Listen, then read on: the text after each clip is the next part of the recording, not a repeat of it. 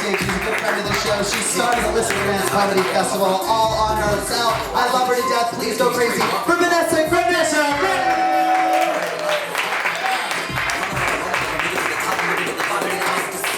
All I wanna do is want this drink. Everybody need a buck to spend. Everybody give it up. I'm in love! Yes! Finally! The divorcee that got her groove back! Oh, that's like a year in, so like who knows?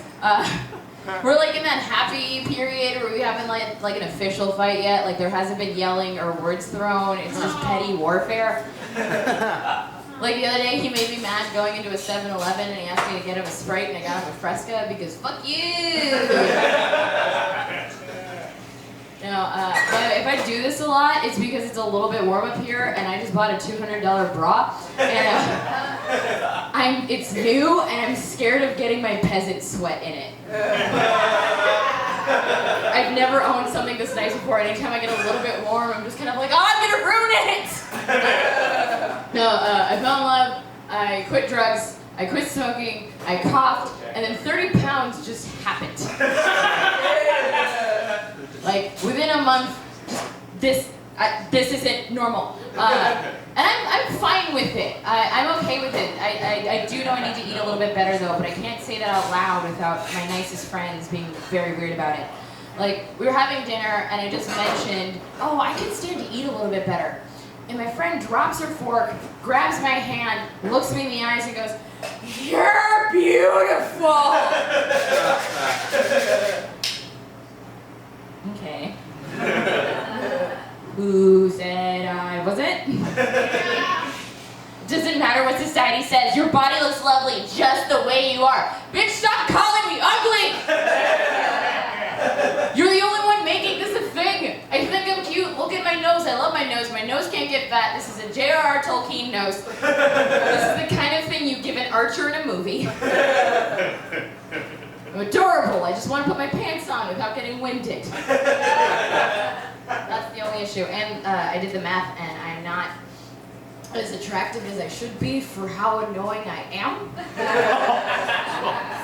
There's a logic to it, and I need to lose 20 pounds for how much I talk through movies. Now, I decided I was gonna start eating and running better, but I still wanted to make sure that women with my body type are highly marketable, so I was like, the next time I watch porn, I'm gonna select the category BBW.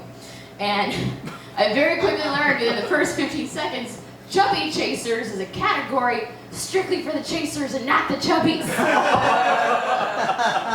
It's not for me. I clicked it and there's a lovely full-figured woman. She was in a bikini on a couch eating candy. And a guy walks in and points at her and goes, "You're getting a little fat, aren't you?" And then they have sex.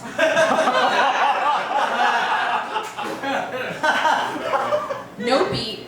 They just get right into it. I'm like, oh, this is why every man that's ever hit on me has been me doing it in a bar. This is their instruction manual. Like, I was at a bar once and a guy came up to me and he opened with, "What's up, my plump mama?" And then finished it with, "I'd like to give you the pleasure of my penis." No. The only man that could come that way at me is Trinidad James. That's it. Like, I've been a member of 2 clubs in my entire life. The No Cavities Club up until I was 23 years old, and the 175 and Up Club, and that's it. Lifetime memberships. Now, I mentioned I was in a relationship, and I met my boyfriend's mom, and she's really cool and charming and wise, and I'm fucking not.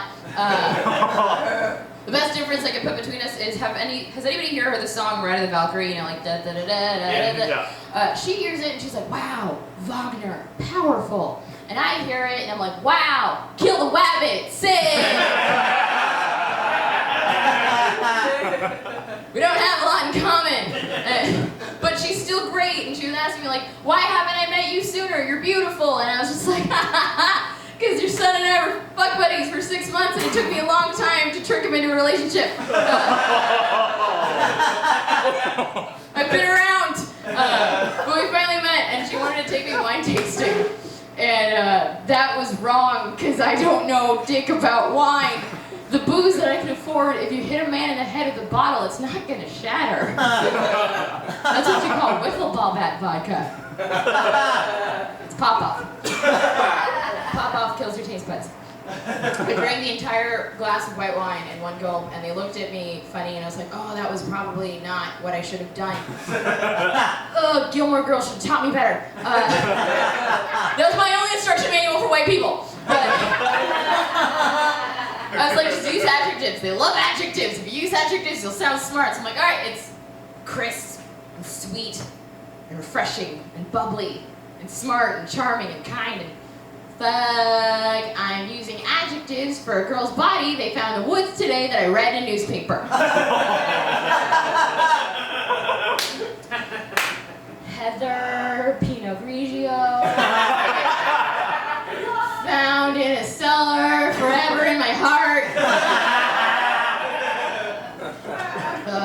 I'm good with moms though. I've always been really good with moms. I took my mom to Houston for a fun little vacation because she's always wanted to see NASA.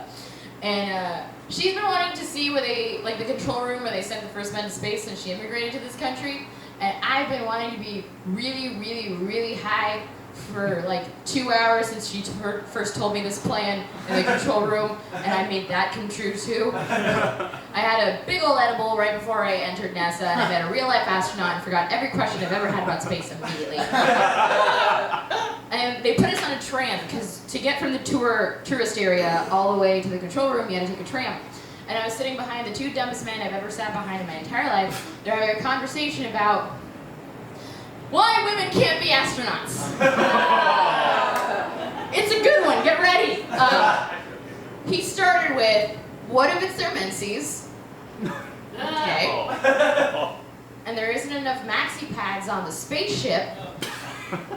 Okay. And the fluids float around and get in the controls and stuff. Controls and stuff. Two grown men that have probably voted controls and stuff.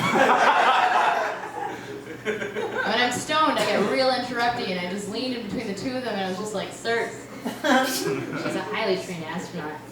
She won't find herself in a lava lamp of her own creation.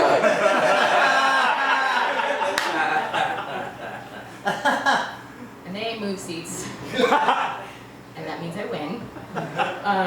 And we finally get to the control center, and they tell us that all of the combined memories of the computers that sent the first man to space only had 9 megabits, and before my brain can say, bitch, don't speak, I open my mouth and say, damn!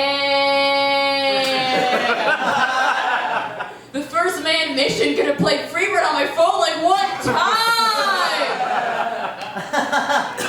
I'm a big old idiot with a little bit of inebriation. It takes so much, it takes nothing to impress me with computers when I'm stoned and I work in computers.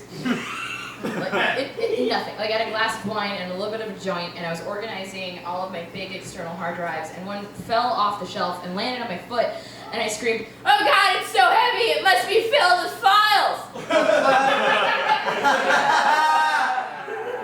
Everyone laughing knows how stored memory works. I'm a special kind of idiot. I'm what you call a covert idiot. I'm a secret idiot. It's because I went to a Christian high school, and according to Jesus, 3 loaves of bread and 2 fish equals 500 people, and that's why I failed math 3 times. But everybody acts like a collection of facts is what makes you an intelligent human being, and that's not the case. That's just an asshole. That's somebody that thinks knowing a tomato's a fruit makes them a better person than you. What I'm actually trying to say is I speak 4 languages, and last month I ate a button that didn't even kind of look like a mate. That's my time. Vanessa, Gritton, everybody!